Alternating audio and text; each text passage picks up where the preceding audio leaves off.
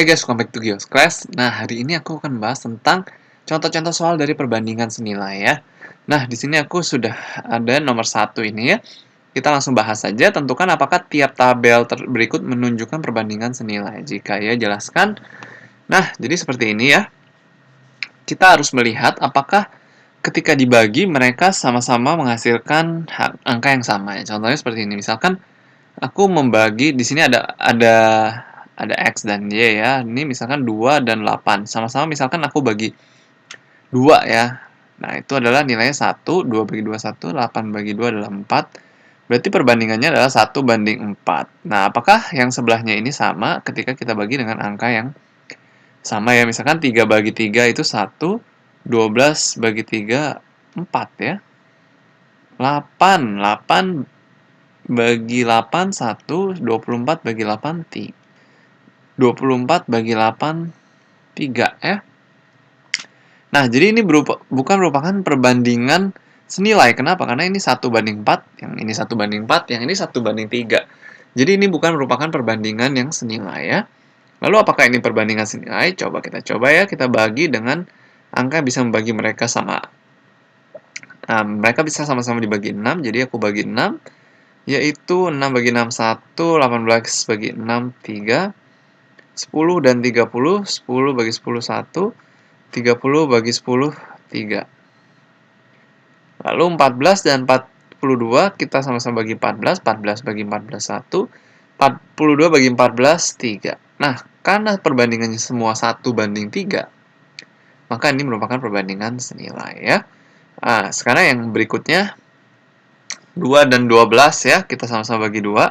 1 banding 6, 4 dan 24, kita sama-sama bagi 4, 1 dan 6. 6 dan 36, 1 dan 6 lagi ya. Nah, ini juga sama semuanya aku bagi ya. Dan hasilnya adalah 1 banding 6 semua. Jadi ini merupakan perbandingan yang senilai. Lalu kalau yang ini 1 banding 1 ya tidak bisa diapa-apakan lagi. 3 dan 9 kita bisa bagi sama-sama dengan 3. 1 dan 3. 4 dan 16 sama-sama kita bagi 4. 1 dan 4. Nah, ini berbeda-beda ya rasionya, ini 1 1, 1 3 dan 1 4. Berarti ini bukanlah perbandingan yang senilai. Jadi yang senilai hanyalah B dan D saja ya. Oke, lanjut ke soal berikutnya. Manakah grafik berikutnya bukan menunjukkan grafik perbandingan senilai ya? Nah, kalau kita lihat di sini, kita bisa langsung melihat bahwa ini adalah persamaan kuadrat ya atau parabola. Nah, parabola ini bukan merupakan perbandingan yang senilai ya. Jadi ini bukanlah merupakan grafik perbandingan senilai karena ini adalah sebuah parabola ya.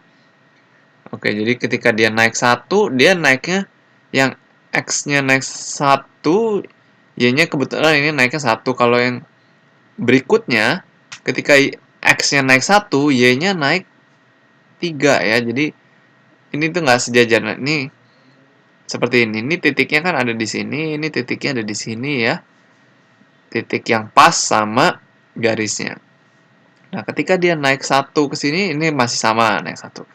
Nah, tapi ketika di sini, dia itu yang Y-nya itu naiknya gesernya 2 ke kanan X-nya, tapi Y-nya naiknya 2 ya ke atas. Jadi nggak sama. Ini naiknya 1 ini ini 2 dan 4. Perbandingannya beda. Ini perbandingan 1 banding 1. Ini perbandingannya 1 banding 2 atau 2 banding 4 gitu ya. 2 banding 4. Ini 1 banding 1. Jadi perbandingannya tuh berbeda. Ini kalau disederhanakan 1 banding 2. Ini kan 1 banding 1 ya. Tuh, kita lihat ya berbeda. Rasionya beda. Sementara kalau yang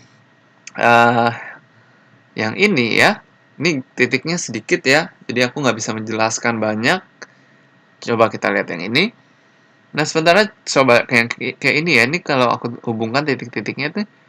Nah, ini misalkan dia naik 1, ke kanan naik 1 lagi ya. Tuh. Nah, misalkan dia naik 2, ke atas ini, ke kanan juga naik 2, geser ke kanan 2. Yang itu naik 3, geser ke kanan 3. Jadi sama-sama angkanya tuh selalu sama gitu. Perbandingannya selalu 1:1 ya, gitu maksud aku.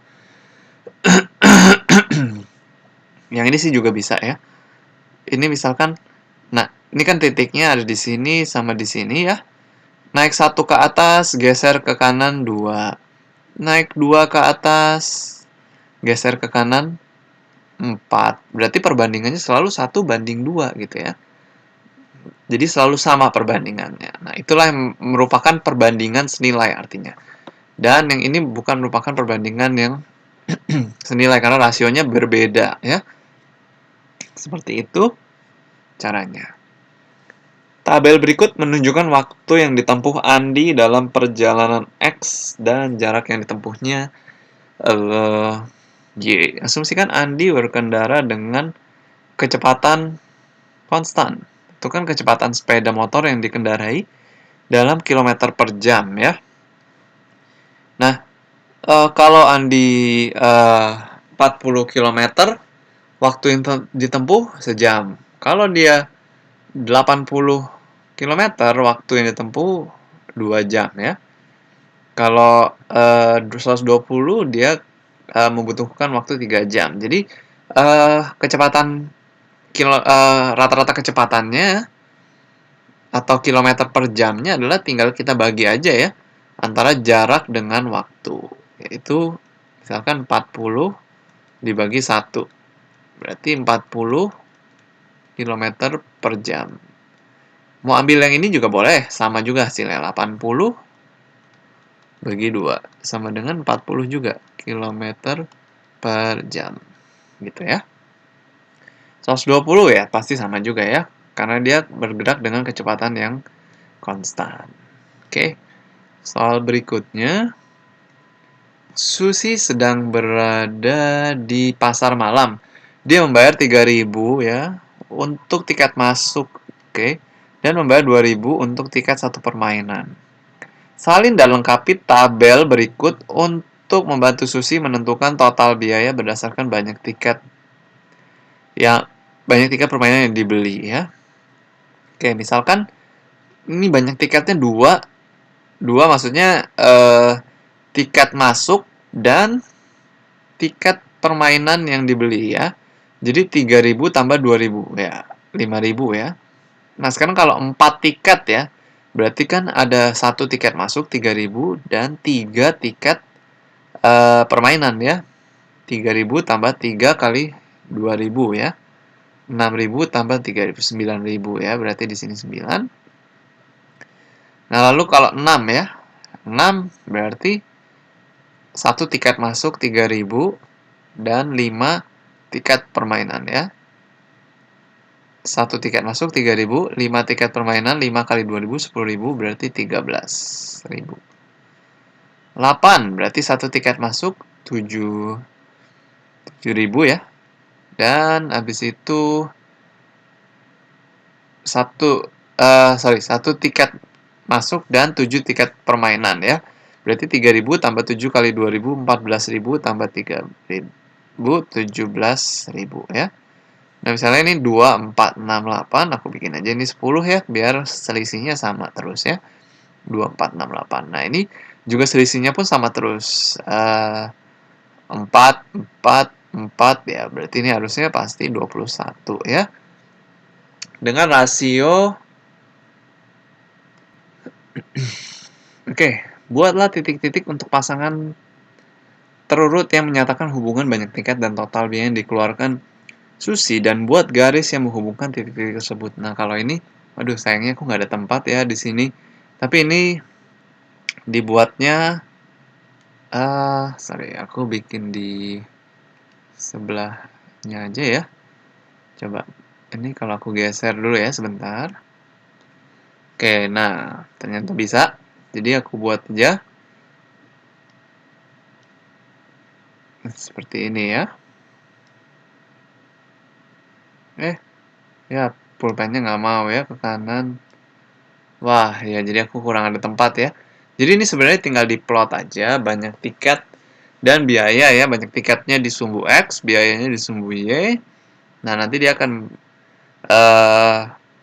membentuk sebuah garis lurus ya. Oke. Maaf karena aku nggak bisa gambar, jadi aku skip aja ya yang nomor bagian B-nya. Nah, sekarang akan aku jawab yang bagian C. Apakah perbandingan banyak tiket yang dibeli terhadap total biaya yang dikeluarkan Susi sama untuk setiap kolom? Apakah situasi ini proporsional? Jelaskan. Nah, coba kita lihat ya sekarang. 2 dan 5 ya. Ini apakah perbandingannya berapa gitu ya? Kita sama-sama bagi aja dengan 2 ya. 2 bagi 2. 1, 5 bagi 2. 2,5 ya. Nah, lalu 4 dan 9 sama-sama kita bagi 4 aja. 1, 9 bagi 4 itu 2/4 atau 2,25 ya. Nah, ini udah mulai beda nih ya. Coba satu lagi ya. Bagi 6, 1, 13 bagi 6. 2,17. Wah, beda ternyata ya. Jadi ini apakah perbandingan banyak tiket dibeli terhadap total biaya yang dikeluarkan Susi untuk setiap kolom? Apakah perbandingan banyak tiket yang dibeli terhadap total biaya yang dikeluarkan Susi sama? Ternyata tidak ya. Apakah situasi ini proporsional? Tidak, ini tidak proporsional karena perbandingannya berbeda-beda ya. Karena perbandingan berbeda-beda di setiap kolomnya. Nah, oke.